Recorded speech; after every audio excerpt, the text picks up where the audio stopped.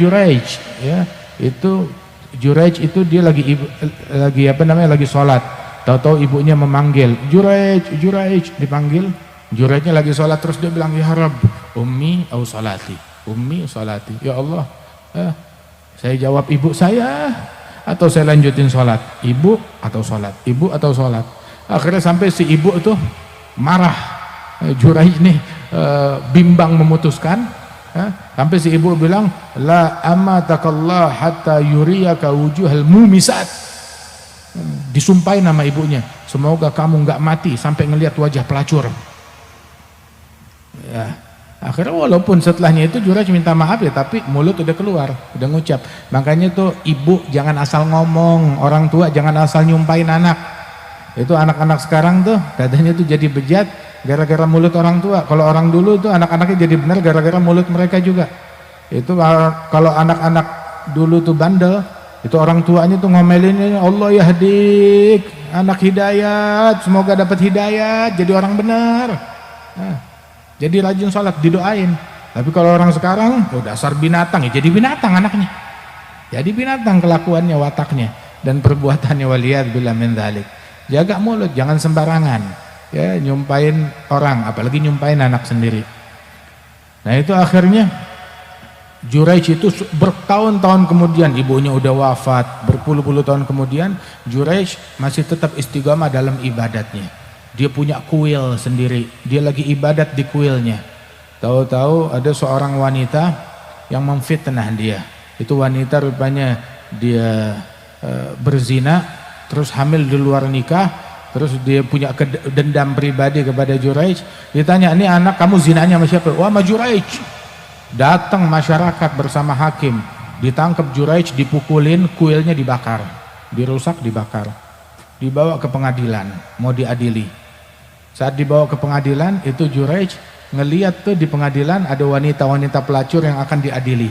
Maka di situ dia teringat, ini sumpahnya ibu saya, sumpahnya ibu saya. Terus Syekh Al-Habib Umar cerita, ini di momen ini beliau bilang, lihat dulu tuh dianggap keburukan ngelihat wajah pelacur, ngelihat wajah pelaku maksiat, ngelihat wajah pezina, itu adalah kutukan. Melihat wajah mereka adalah kutukan, kutukan. Tapi itu kutukan yang dilakukan oleh anak-anak kita di medsos, nontonin, ngeliatin tuh wajah-wajah yang seumur hidupnya nggak pernah sujud buat Allah, mengidolakan, posternya dipasang, ditaruh wallpaper di HP, mengidolakan. Tahu dia nggak tahu manaqibnya Imam Syafi'i, nggak tahu manaqibnya Syekh Abdul Qadir Jilani, nggak tahu riwayat hidupnya Al-Imam Al-Ghazali, nggak tahu sirahnya Nabi, tapi dia tahu riwayat hidupnya pelacur, pezina, waliyadzubillah min dzalik. Itu musibah. Dulu ngelihat wajah mereka, melihat wajah mereka adalah kutukan, amit-amit jangan sampai ini mata ngelihat tuh wajah. Tapi sekarang kita nggak bisa tidur malam kalau nggak lihat wajahnya mereka. Sampai sholat kebayang wajahnya mereka. Sampai itu yang dicari. Kalau mereka keluarin film baru, ayo buruan kita mau nonton, mau lihat, mau menyaksikan. Apa yang terjadi dengan zaman kita ini? Ngelihat wajah mereka sial, ngelihat wajah mereka adalah kutukan. Lihat wajah aulia, lihat wajah sholihin, lihat wajah para pewaris Nabi besar Muhammad Sallallahu Alaihi Wasallam yang melihat wajah mereka itu nyemangatin kita dalam ibadat. Itu idza janil futur fil ibadah nazartu ila wajh Muhammad bin Wasi' tazawwadtu biha syahran. Itu kalau saya berasa malas dalam ibadat, hambar dalam ibadat, maka saya menatap pergi ke majelisnya Muhammad bin Wasi', melihat wajah beliau. Itu nambah semangat ibadat, nambah khusyuk selama 1 bulan bekal. Ngelihat wajah orang soleh.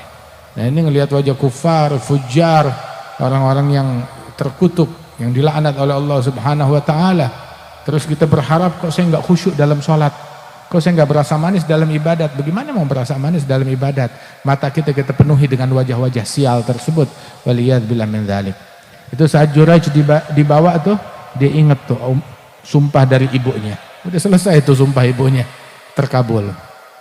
Kemudian itu saat diadili, bilang apa kesalahan saya? Bilang kamu berzina. Loh, dengan siapa? Dengan wanita ini. Apa buktinya? Tuh ada anak. Wanita itu berkata demikian. Bilang mana anaknya? Tuh lagi nyusuk. Maka Juraij menghampiri itu anak. Ya ghulam, man abuk? Wahai pemuda, wahai anak kecil, wahai bayi, siapa bapakmu? Ini baru lahir, masih merah, baru lahir. Siapa bapaknya kamu? Maka si anak tuh dia cabut susuannya, dia berkata, abi fulan ar-ra'i, ayahku adalah fulan si penggembala. Maka heboh semuanya. Akhirnya pada sujud ke Juraij, menunduk hormat kepada dia. Terus sudah begitu berkata, maafkan kami, begitu, maafkan kami, kuil kamu, musholanya kamu, kita bangun dari emas. Juraij bilang, enggak, jangan bangun dari emas, bangun, balikin lagi seperti semula dari kayu. Kata Juraij, bangunin bal min khasyab, bangunin dari kayu. Ente udah rusakin, ya bangun balik, tapi dari kayu. Subhanallah, enggak matre Juraij radhiyallahu anhu wa ardhah. Wa hakadha